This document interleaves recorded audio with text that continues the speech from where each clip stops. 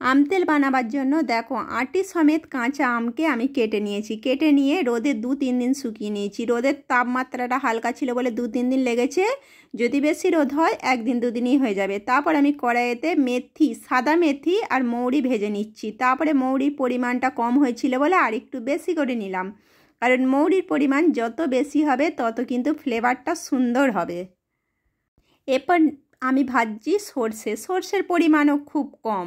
সর্ষে আর সাদা মেথির পরিমাণ কিন্তু খুব কম। দেখতে পাচ্ছ সাদা মেথিটা তোমাদের ভালো করে দেখাতে পারিনি, সর্ষেটা দেখিয়ে দিলাম। সর্ষেটা যতটা ততটা সাদা মেথি।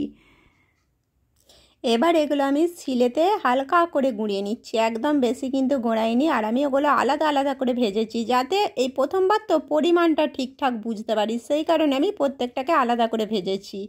আর এরপর ভেজে নিচ্ছি আমি শুকনো লঙ্কা। শুকনো লঙ্কার পরিমাণও আমি অনেকটা নিয়েছি, দেখতে পাচ্ছ। শুকনো লঙ্কা যত বেশি হবে তত কিন্তু সুন্দর একটা ফ্লেভার হবে। আর আমও নিয়েছি আমি, 2টো আম নিয়েছি, বড় বড় 2টো আম, তোমরা দেখতেই পাচ্ছ, 2টো বড় বড় আম।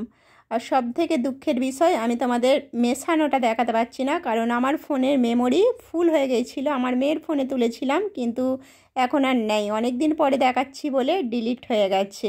আমি ভাবতে পারিনি এটা ভালো হবে আর তোমাদের শেয়ার করব।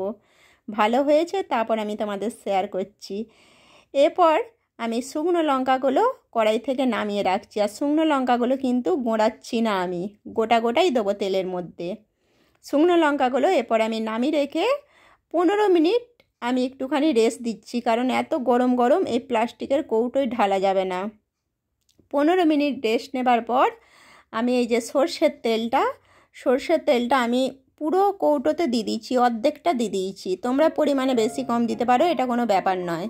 তারপরে যে কটা বেটেছিলুম, যে কটা আমি গুঁড়িয়েছিলাম সব এই তেলের মধ্যে দিয়ে দিয়েছি, দেখে নাও। তারপরে আমি 5-6 দিন রোদ খাইছি, তারপর দারুণ ফ্লেভার হয়েছে।